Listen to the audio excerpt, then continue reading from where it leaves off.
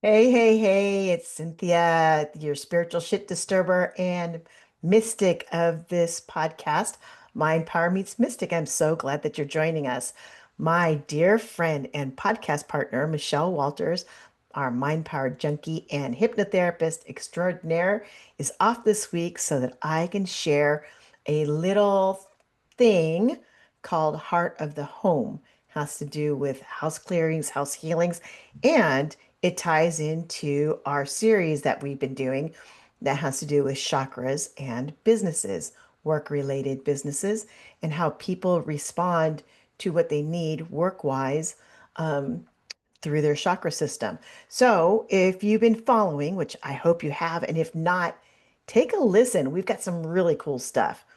We went through the first chakra, which had to do with security, safety, and foundation, which meant we talked about security, especially as it comes with internet, and safety and security with a financial advisor as well as with a realtor, because that's like your biggest investment. It's an emotional investment as well as um, a financial one. So it messes with you in so many different ways, which is one of the things that I love about real estate. But to keep going, the second chakra has to do with femininity, receptivity, connectivity. And we had professionals and founders and business owners talk about how their businesses help the people who are looking for assistance in that chakra area. The third chakra has to do with personal pride, drive, emotions, anything that like brings you forward and out. We've had business owners and professionals talk about that. And it's been amazing because you get to see how people shift and and move on to other things as they heal that part of their chakra system. And it looks like business. The fourth is the great balancer. It's the heart chakra. So we've been talking to people who build communities, who invest in things that are invest in with energy and money about social justice and all these things that are greater than ourselves, because that's the fourth chakra is about. It's about love on a global level, not just on a personal, private, intimate level. It's what is our thumbprint? What is it that is greater than ourselves that we are going to contribute to? Now, heart of the home is a twist on that, which is instead of going outward, we're actually going to go inward and we're going to talk about what is the heart of the home, why is it important, and how the hell do I get one if I don't have one? All right. So before we go any further, let's talk about uh, one thing, and that's you and your home, wherever you lay your head, is an agreement. What you're saying is, I trust you to keep me safe and let me relax and, release my sphincter so I can do the things that are very private, as well as lay my head down and sleep, right? Two different ways you need to relax. I'm sorry, I am potty mouth, and that was a pun that I did not intend. So let's continue. All right. Okay. So it's a relationship. So then the house does that thing. It provides the safety and security that you're looking for. And it holds, right? It holds very precious the energy that you share in this space. And what its intention is to mirror that energy back to you to feed you so that you then share more energy with the house. So there's the relationship. It's like an incubator. Your home is a personal incubator from, I don't know, just a couple of square feet to thousands of square feet. That part doesn't matter. What's important is that it holds space and it is a relationship. If you don't believe me, I got a great story for you. So there was this one home that wasn't getting any business at all. No looking, no interest, nothing. And it was in a cute little town, not too far in the Bay Area. And the Bay Area has been a seller's market for a very long time. So it was in part of this hot seller's market, but it just wasn't doing anything. So I decided to go down and clear the space for the realtor. And I noticed the first thing that as I walked in, that you were met or greeted with a staircase. And it wasn't just a staircase that went straight up, it was a staircase that had walls, and it was, I think it's called a scissorback or some razorback. I can't remember, but it's a switchback. That's what it's called. Sorry. It's a switchback. So you see a little bit of stairs and then you see wall, and the staircase is enclosed by these four walls. So you actually have to go around the staircase in order to experience the entire main floor of the house. So I cleared it, and there were a lot of challenges that I won't go into because that's not the important part. But I cleared and I moved and you know, shifted things around. And there was one little piece that it was shifting but hadn't shifted. But the house said, just go, just leave. And I didn't feel comfortable with that because I like to stay until every part of my being can feel that every part of the house is shifted and cohesive, and you can feel the invitation or the attraction of people for people who come into the house. I decide to return with my house clearing person, Judy, who does a lot of assisting for my house clearings. And I said, Judy, I just need a second opinion. And we walked in, and it happened to be an open house. And there was a cute young realtor who wasn't really sure he believed in any of this stuff. So when I came in, I introduced myself. I said, "Hey, I did a house clearing yesterday. I'm just coming in to double check because um, the house said it was okay for me to leave, but that's not what I usually do at that time." And he kind of smirked and he let me go through. And so Judy and I went through, and she says, "Yeah, everything feels great." And it was true. It felt like it just needed more shifting, and it wanted to shift on its own, and it didn't want me to babysit, but it felt really good. So we walked downstairs to, tell us about the findings. And also, I give recommendations for realtors so that when they do hold an open house, they know how to keep that energy light and buoyed, right? And I love that he did. He had music in the background. He was greeting people where it felt appropriate to greet people. And he said, I don't know if I believe this stuff. How do you know if this stuff works? And as he asked, there was a knock on the door, and two women from the neighborhood came in. They were looking at a place to buy because they were renting, and they ended up buying that house. So totally made a believer out of that young realtor, which was so much fun to see his face when he saw them walk in and heard their story. But it also made me feel good because I understood that I can really trust the voice of the house, and that it doesn't really follow the same formula. There's a guideline, but no foundation. So that's the relationship thing. That's how you know that the house is listening and that there's an attraction.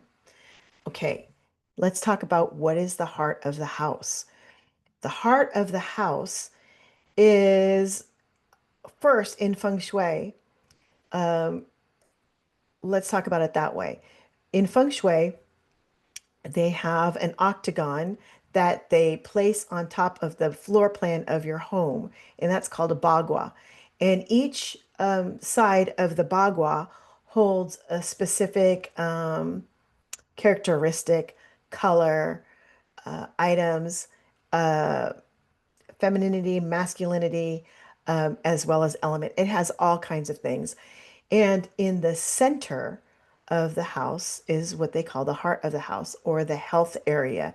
And that is the part that feeds all the other areas. I'll call it the common denominator, right? It's the life center where all the energy is, and it relates to all the other characteristics of the house. Now, as a house healer, and just like I said in this story, the physical heart of the house was this crazy staircase that you could put up some nice artwork, but it's not where you can feed energy and have the energy then radiate outwards, right? So, so there's no physical heart of the house, but that doesn't mean there's no heart of the house. The heart of the house, in my interpretation, is the place that's the most ploppable.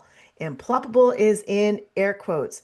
When I say ploppable, it means you can set your stuff down wherever you want, but it's where you sit and take your first deep breath. That is the heart of the house. It's where company or other family members come in, and it's a natural place where you congregate and have conversations and create memories. That's where there's a lot of laughter. And believe it or not, it's where if there are the least amount of arguments or fights. And I'll make a definition around that in a moment.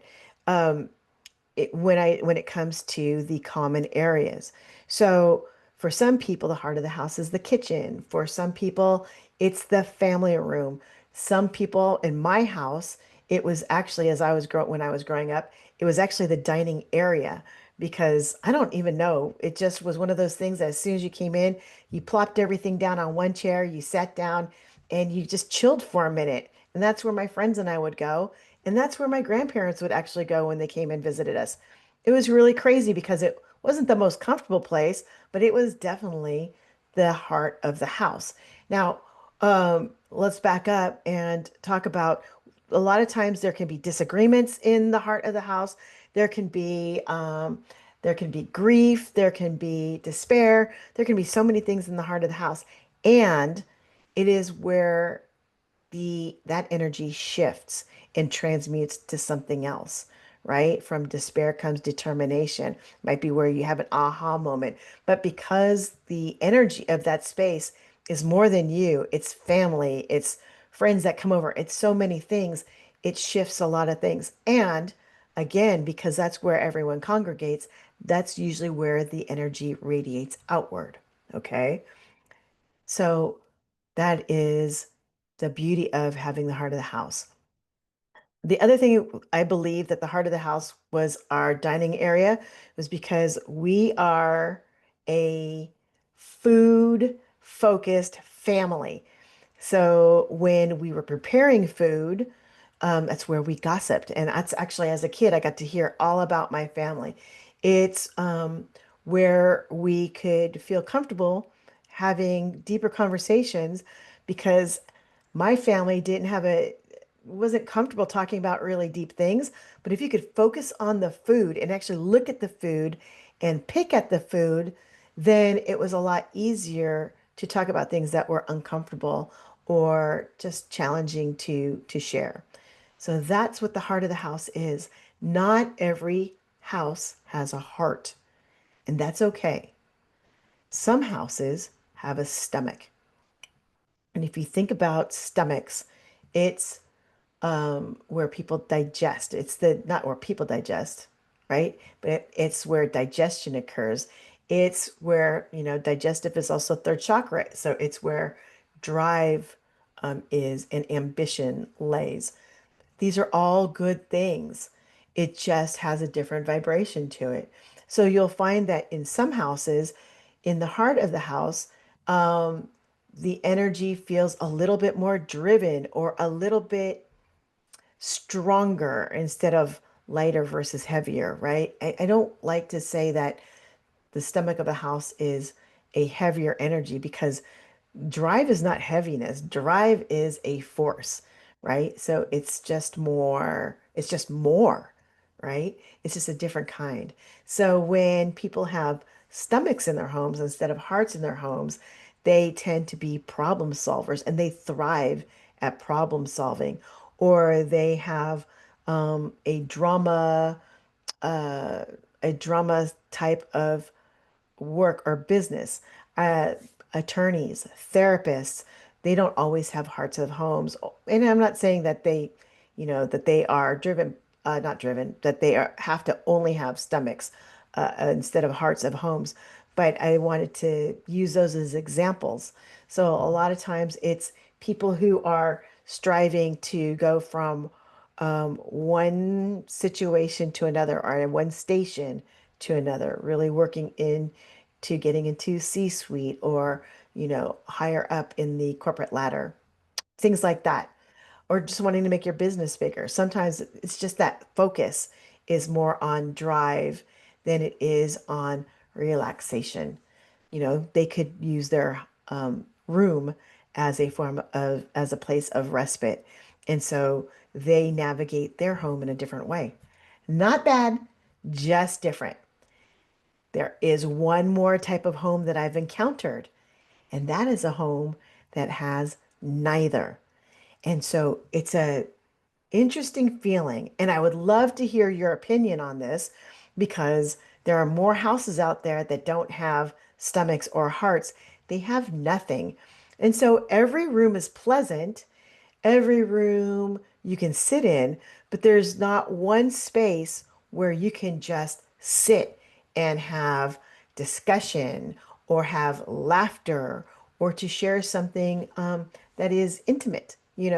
So those are really interesting spaces. And what I have found is it doesn't necessarily mean that the house has this thing like the staircase that because there's no heart physically in, in the house, that there can't be a heart in the house, or a stomach in the house.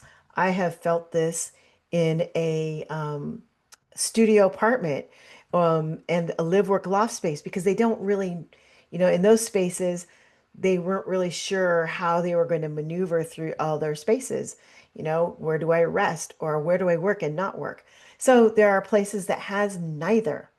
And so I invite you when you encounter a space that doesn't altogether feel comfortable, is to check it out. It could be, and it's an intuitive thing as well as an emotional thing, but intuition's always first. So if you walk in and you don't feel comfortable, first thing you want to say, ask yourself is the energy of the house just not in sync with mine? You'll know that right away. If it is in sync, but it still doesn't feel comfortable, then you keep walking around and go, is this a heart house or is this a stomach house? I can handle both. Some people prefer one over the other, and that's okay, right? If you're a heart-centered person, um, then you may not feel comfortable in a stomach-driven home, and vice versa. It's absolutely fine, right? Just like, you know, Jesus, Krishna, and Buddha are not for everyone. Not every home is for everyone either, right? Um, so go to that place. And then if there's nothing, right? If you're just not feeling comfortable anywhere and you are in sync with this house, it's because the person who's lived there, or if it's up for sale, the generations who have lived there have had something going on that had no roots to it. It could be that maybe multiple families lived there, but they were there for you know, actually, that's not a really good example because family has a connection. It could be a house full of roommates and, boarding house as well as a house full of roommates before then, where there's really no connection. There's no need to have connection. That's not what the place was for. So that could be a reason. It could be um, a couple that live together out of necessity, but they have completely separate lives. So there are a lot of reasons why you don't feel a heart or a stomach in a home. Does that make it bad? No, there's no such thing as a bad house energetically because everything can shift, right? Um, but what that means is sometimes a house is not for you. And it's easy to feel the information about people who live there, right? Based on what you feel in their home. So, those are the things I wanted to talk to you about having the heart of the home. Sometimes it's a stomach rather than a heart, and sometimes it's Neither, right? How do you shift it up? If you have a home that has a stomach rather than a heart, and you are that person, I say bravo. Mad applause for you. Live in that house the way that you and your house have agreed in, right? Upon. If you have the heart of a house, awesome. Then what you want to do is keep feeding into the heart of the home so that the heart of the home will then expand it to all the other rooms, right? Outside to the house. And and then let it also, bathe that energy back into you. If there's nothing there, then and you want to live in this house, like sincerely live in this house, then it's about finding a space that is the most comfortable for you, or you'd like to create comfort. It could be a very small space where you build an altar and you know that you are going to pay your respects to that altar. That all of a sudden creates some kind of force that will grow and build and either turn into a heart or a stomach. It doesn't have to be an altar. It can be a reading nook. It can be a place where you do something that brings you so much joy, knitting, crocheting, puzzles, writing, doesn't matter. I went and visited my friend Antonia, and the heart of her house, which is a pretty cool space, is a desk, but the desk is right behind her couch and it overlooks an amazing um, water view, right? It's just an incredible water view. And everything revolves around that desk. Is it about work? No.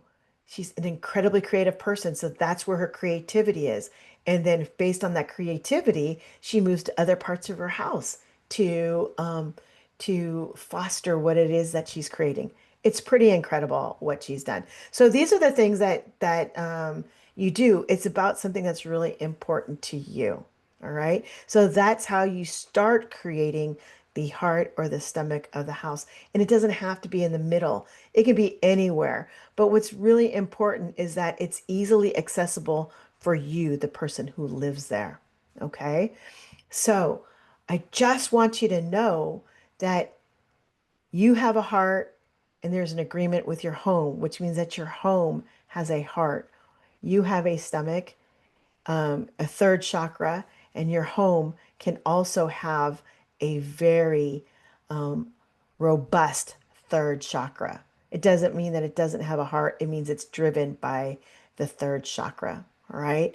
So, fourth chakra is about something greater than you.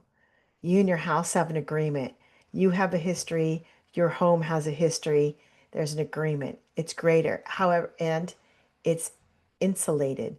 It's something where you get to really work on your heart as you feel more and more nested and invested in your home.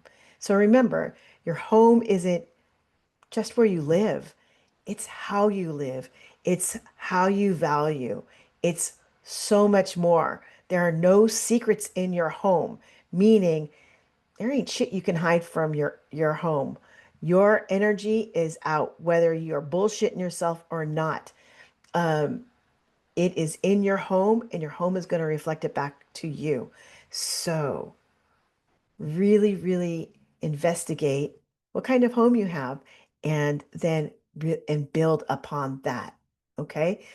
Last thing, if you have any questions about this, I have a monthly workshop, a mastermind called the Prosperity Flow, and how you shift your home shifts your life. Come see me, call, ask. You can text, email, post, doesn't matter. Just reach me. I'm happy to answer those questions. All right. Thank you so much for this episode of Mind Power Meets Mystic. And I look forward to seeing your comments, to seeing your likes, to seeing that you're sharing and that you are actually getting so much value out of our podcast. Thank you so much and talk to you soon. Bye.